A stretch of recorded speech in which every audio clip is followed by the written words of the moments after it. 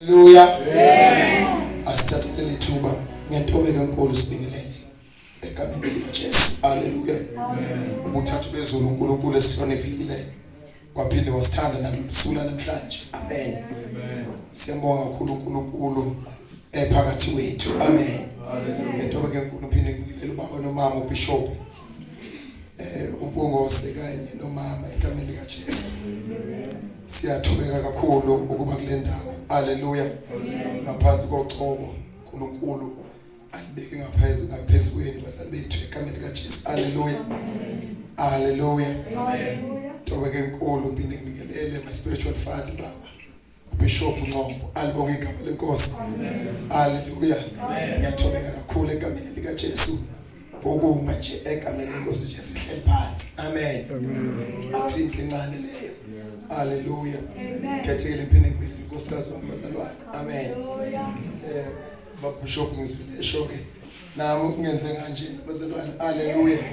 Ngiyacela nje ningizamele bengehloko. Hallelujah.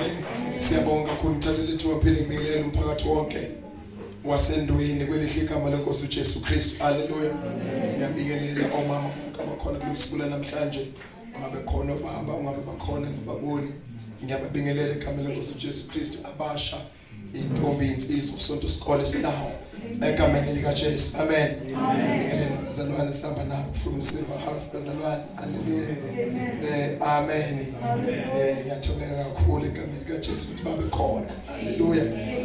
Kubona sikhona ngabonga igama likaJesu amanitseko from the promised land. Hallelujah. Ps ngiyabingelela ukukhethekile egameni likaJesu. Amen.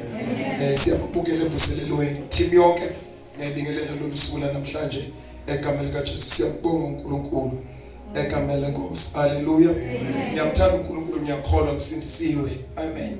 Izono zami ithethelelwa, ngihamba ngomusa wayizolo, ngihamba ngomusa uNkulunkulu angenzela wona ekseni njalo. Hallelujah. Ngalithi uNkulunkulu umusa wakhe musha njalo. Alibonge igama lenkosi. Iwolo ngihamba ngawo, ngiyamthanda uNkulunkulu. Impilo yami uyayisiza ungifundisa izinto ezintsha njalo. Hallelujah. Ngiyathanda ukuthi singesimoshi isikhathi bazalwane sigcume sihlale egameni lenkosi.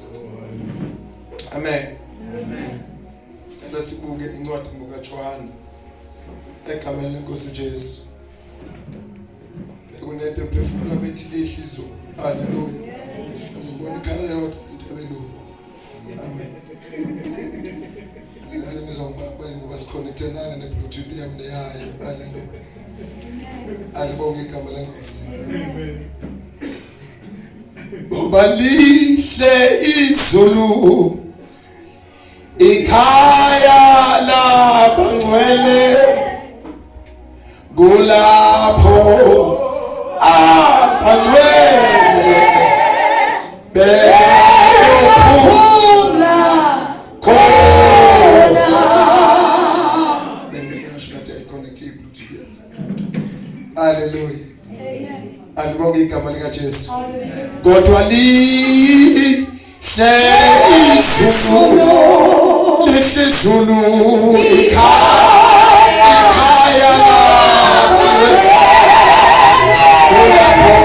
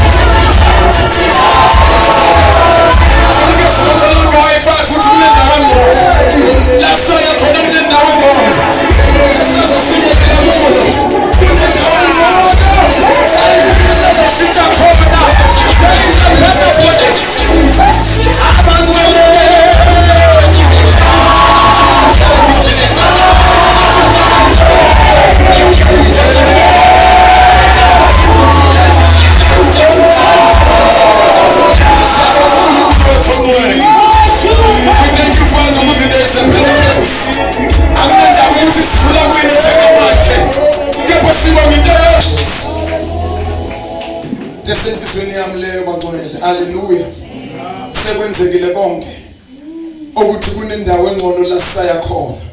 Hallelujah. Yabona ke besikhuluma ngeTestament elidala izolo namhlanje siwelela ngaphesheya. Because ngaphesheya there's a better place. Alibonge igama lenkosi. Embuselela isila ikhona njengamanje. Sizokutshela nje into yodwa ukuthi ikhona impilo engcono ongayiphila. Hallelujah. Thema izolo mangikhuluma siqala ababishop sathi is soul winning. Hallelujah. Kuyalwiswana libonge igama lenkosi. Kodwa ngikutshela ukuthi noma ngaba ukayizwe enyameni yakho lento kodwa ikhona. Hallelujah. Noma ngaba ukayiboni kodwa lento injani? Ikhona. Tell us that this work ikhona. Ikhona. Hallelujah. Jesus. Thank you Jesus. Ikhona lento engaxoxwanga nalutho. Hallelujah. Ikhona lento evele ihambe yodwa idinga kulekelela. uNkulunkulu esimkhonzayo akalekelela abazalwane. uNkulunkulu esimkhonzayo akasizwe isizayo. Alibonge igama lenkosi. Kodwa uNkulunkulu esimkhonzayo usizwe zakuye. Ngoba uthi yena oza kimi ngemlasele ngaphandle.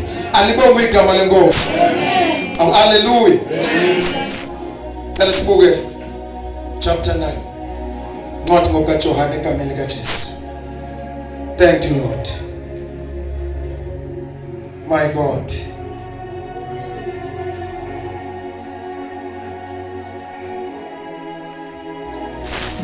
Yes. Sizofunda nje mama sithi qwaqwa ngomthetho bengifuna isahluko sonke manje ngenxa ukuthi hallelujah. Abantu iBhayibheli abalijwayele kumele sithi qwaqwa ngamahwesho labantu besimo sezulu. Alibonge igama lenkosi. Hey, mnandi sonke lesihluko zolungu sifunda ka10. Cela sibuke ngokaJohn chapter 9. Siqale nje ku verse 1. Mhlambe no 2 sokuba sigxuma ufunde nje uyongilekela manje ngathi gxuma. Hallelujah. Siyafunda izwi lenkosi ngokukaJohn chapter 9 from verse 1. Sihloko sibhalwe ngamagama amnyama. uJesu uvula amehlo omuntu owayezelwe empumputhi. Verse 1. Wathi edlula wabona umuntu owayempumputhi kwasekuzalweni kwakhe. Abafundi bakhe bambuza bathi, Rabbi, ngubani owonayo? Lona noma abazali bakhe aze azalwe empumputhi na? uJesu waphendula wathi, akonanga noma yena noma abazali bakhe, kodwa ukuze kubonakaliswe kuye imisebenzi kaNkulunkulu. Verse 6. Eseshilo lokho wafela amathe emhlabathini, wenza udaka ngamathe, waninda amehlo ayo ngodaka. Wathi kuyo, hamba uyogeza ecibini laseSilowami. Akusithi Silowami. eSilowami. Okuhunyushwa ngokuthi othunyiweyo. Akusithi othunyiweyo. Othunyiweyo. Yabuka-ke yageza, yeza ibona. Ngakho abakhelene nayo nababeyibonile phambili isinqibi bathi, akusiye lo owayehleze enqila na?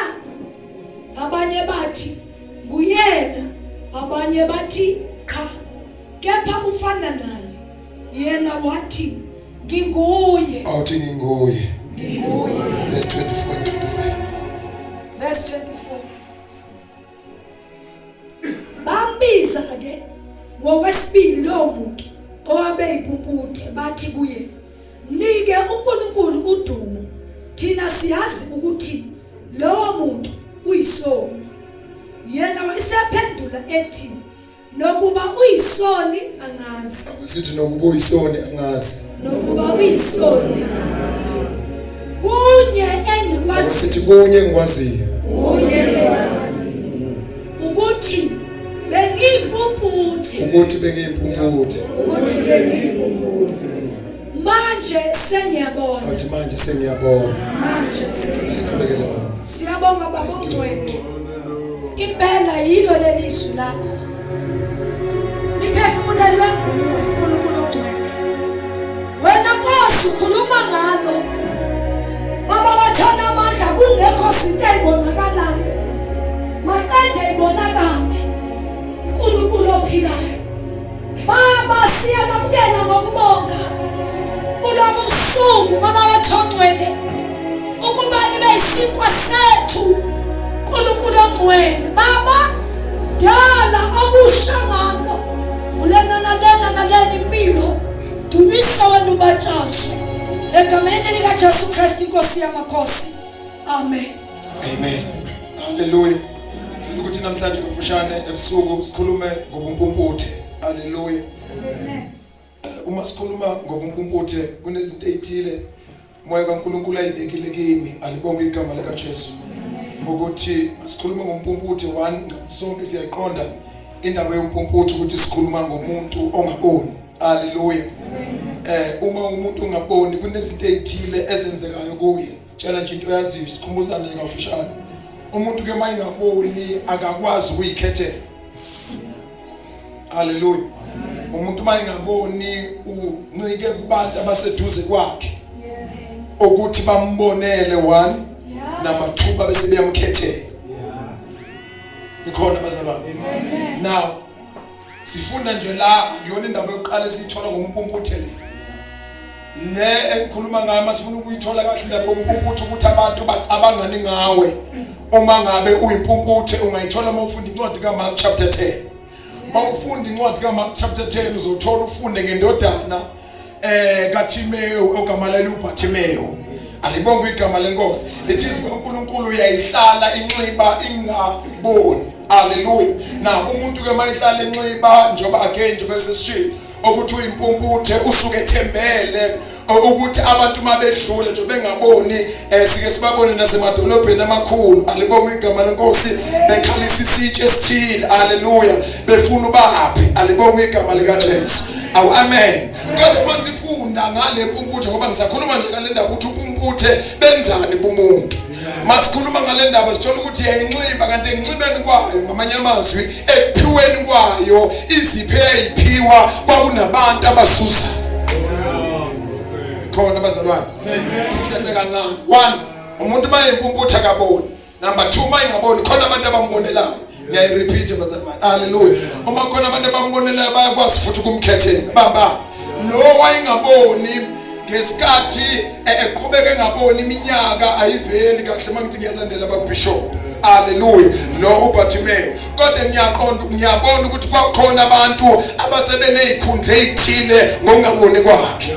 Oh hallelujah. Ngoba namhlanje ngizokhuluma ngomuntu ebesendweni ebeyimpumputhe. Alibonge igama lenkosi. Kunabantu ebebezuza ngokuthi akaboni ngokungaboni kwakhe bona khona into enkulu ebeyithola beyiyo just because akaboni.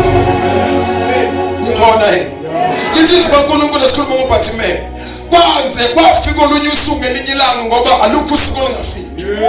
Alibonge igama lenkosi. La khona kwakudlula khona ngicela awuzenzuze awuzenbuye kumshilo. Alibonge igama lenkosi. Kwafika usuku la khona ngoba insuku zonke ziyafika. Alibonge igama lenkosi. La kwafika khona usuku la kwakudlula khona uJesu. Oh hallelujah. Ngoba uJesu uhleli nje uyabuka obumpumputhe bakho abantu bekhuluphala ngabo kodwa kulabo mpumputhe bakho yena there is a day la uJesu uyosoleka khona ukuthi adabule la khona kukhona wena nompumputhe bakho mayisedabula uJesu ngalolo suku kunabantu abazophelela ikhundla empilweni yakho ebebene ikhundla ngenxa yompumputhe bakho. Awuthi uJesu uzodabula. Akusithi uJesu udabulile. Hallelujah.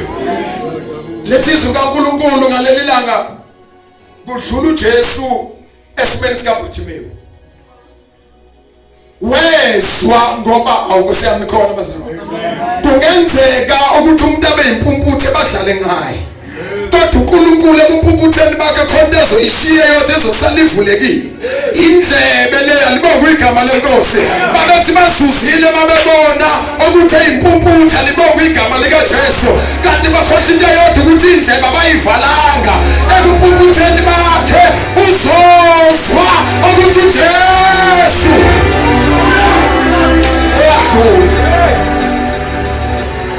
wathi mayesu ukuthi uJesu uyafuna. Wabamba lemfihlo yodwa. mangabe ukhona namhlanje ebusuku ungayidedeni lemfihlo yodwa. Hallelujah. Abanye ngibabonile bebukela uJesu bayibambile lemfihlo yodwa. Alibo ngoba uJesu wadlula endaweni eziningi abanye bayibukela nje kodwa umphathi bewezwa ukuthi uJesu uyadlula wabe senemisi.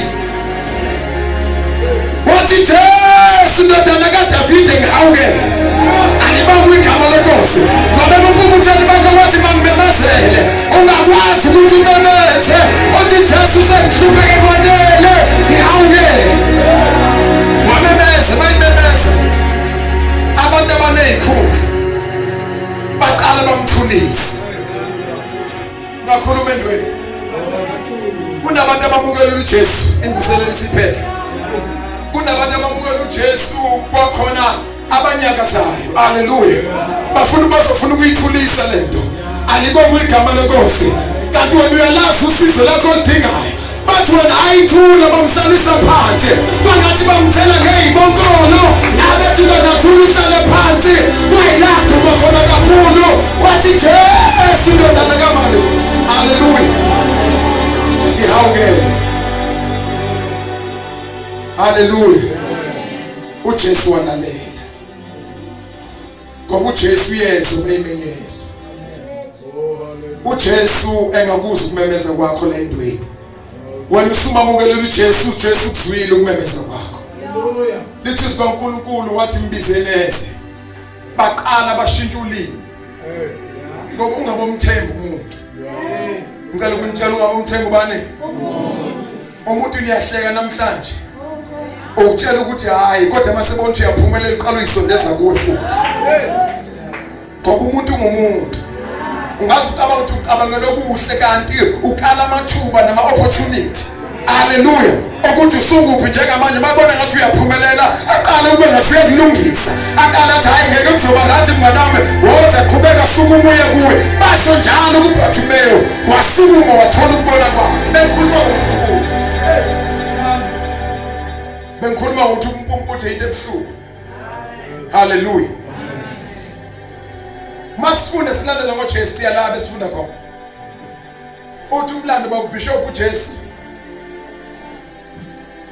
ukuphilisa kwakhe abantu kumpumutheni kwakuhlukile ngendlela ezihlukahlukeneyo. Haleluya. Abanye uJesu wabaphilisa kumpumutheni ababelinyazwe ingozi ethile baba impumputhi.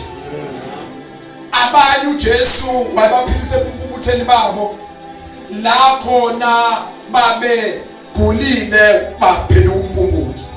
Nikhona bazalwane. Ngoba umpumputhe obukhona nje la emhlabeni buyigaba ezihlukene. Alibonga igama lenkosi. Kunabantu abayizwile indaba kaJesu besebancane. Kodwa kwathi ngokuhamba kwendlela kwaqhamuka abantu babashaya kwavaleka amehlo balimala baba yimpumputhe. Kodwa ngokomthetho akumele ngabe bayizwa ngoba bayizwa lento ebuncane babo. Baningi abantu ababelandela ogogo. Baba yeke ogogo mase beqala ukuthi yabo. Kanti lapho sebeyangena umpumputhi. Haleluya. Lithi uthi kunaba besibili kunabanye abagulile. Awu haleluya. Konke engingayifunda bazalwane emhluku awuthi ngisho nala. Ngoba ibalekile le noma icishe benzima ukuyi-understand. Ukuthi zonke izifo zisuka empandeni yesono. Amen. Niyezwa zonke. Zonke izifo ezikhona zisuka nje kwi-root cause of sin. La khona yonke into ukugula. Haleluya. Ngiyazi mningi imbuzo ekhona lenkandla lapha. Kodwa lithi abanye ke babegula baphenduka ubumpumputhi. Amen. Haleluya. Kodwa la sifunda khona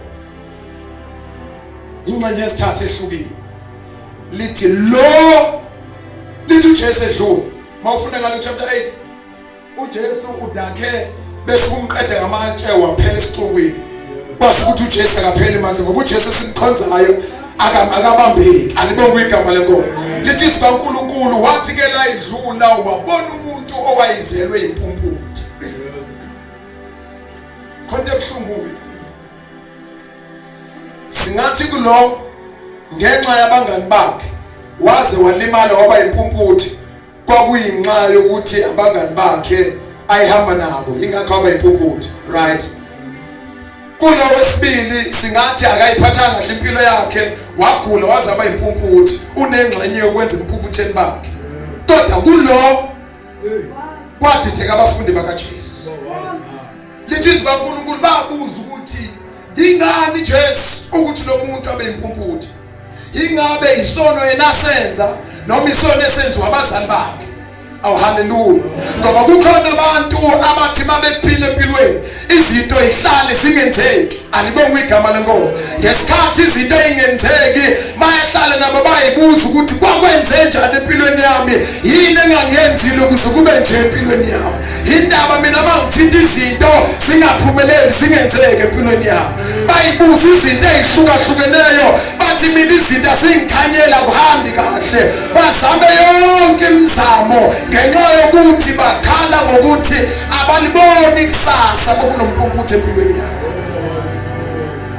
Jesu mayiphendula abafundi uthi akusiye lo muntu akusiye futhi nabazali bakhe abonile kodwa uthi uJesu ushintwethu ukuthi bekunesizathu sompumputhi bakho isizathu sompumputhi bakho bekuwukuthi kubonakaliswe imisebenzi kaNkulunkulu empilweni yakho alibonga igama lenkosi ngoba uNkulunkulu njalo mayifuna ukuyiveza into ayenzayo uzodala isimo masesidalile abesiyafika esimeni abesiyasixazulula uthi Jesu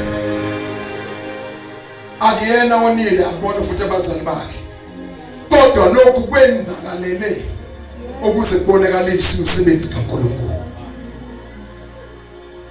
zophendula umuntu othi mina angazi ukuthi ngenzani izinto ezingenzeki ngizothi isimo sakho kumpumputhi bakho benzakale ukuthi kubonakaliswe amandla kaNkulunkulu alibonga igama lenkosi kodwa into engifuna siyibusitho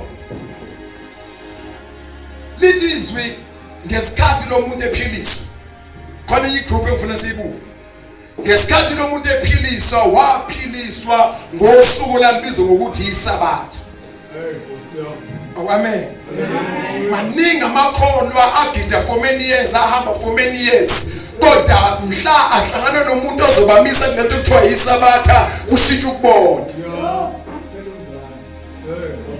haleluya ngoba kunabantu nje abahleli laba khona emakhaya bathi siyababona nje thina siyazi ukuthi yonke lento abayenzayo abayenzi ngosuku right thina kunosuku right esilaziyo elashiwo bose bahleli bayababuka nje bayothi bazothi mabephuma la bathi ukhonza ngaluphi usuku haleluya bathi angikhonza ngesonto ashwaba nomuntu abheke phansi awu haleluya uNkulunkulu masize nakulezi insuku uphinde kubuye ama-Bible study amen lithi kaNkulunkulu Jesu ukhuluma amanye amazwi into ebengiqala ukuyizwa uthi kumele ngenze imisebenzi uyongithumileyo haleluya kusakhaya ngoba ngisekhona ezweni ngokukhanya kwezwi alibonga igama lenkosi lithi uJesu mayiqeda ukusho lokho haleluya wenza into ephambene nale mina nawe ebesiyilindele alibonga igama lenkosi lithi uJesu wathi mayiqeda ukusho la mazwi wafela phansi amathe akhe mayiqeda ukufela amathe akhe phansi lithi wathatha wahlanganisa kwaba undaba awu Jesu wenza kanjani ukuthi umuntu avele ngaboni uphinde futhi uyonezela udaka emehlweni akhe kodwa uJesu akathi ukuthi ngifuna ukubonakala amandla kaNkulunkulu ukuthi abonakala kakhulu la ngathi izimo khona ziwesi ukhumbuza uprofethi uEliya lithi kaNkulunkulu akwabiza abaprofethi bakaBhali ngoba uNkulunkulu wethu yena masekhona wenza izimo zibe worse before zibe better alibonga igama lenkosi wakwabiza abaprofethi bakaBhali wathi mangabe uNkulunkulu esingambiza phezulu ehle avuthise inkuni ebayibekwe phansi ngaphandle komlilo layithiwe makayiveze lithi kaNkulunkulu bofuna leyo ndaba ku1 Kings lithi bazama abaprofeti bakaBhali usuku lonke behluleka ngoba izinto ezingenaNkulunkulu ziyahluleka. Alibonge igama leNkosi, izinto ezingenaNkulunkulu ziyalimaza. Alibonge igama likaJesu. Ingakho sizile Ndweni sizothi ukhona opheleleyo, khona opheleleyo. Lithi Eliya wababukazi wabagcona ngifuna ukuyela khona ngifuna ukuya kuyo ehlangane babubishop nalenzi uJesu yodala. Lithi Eliya mase kufike sakhe isikhathi, alibonge igama leNkosi, lithi wathatha inkunzi. Haleluya. Lithi walungisa i-altar. Alibonge igama leNkosi. Emva lokho wathatha inkunzi wayibeka phezu kwe-altar.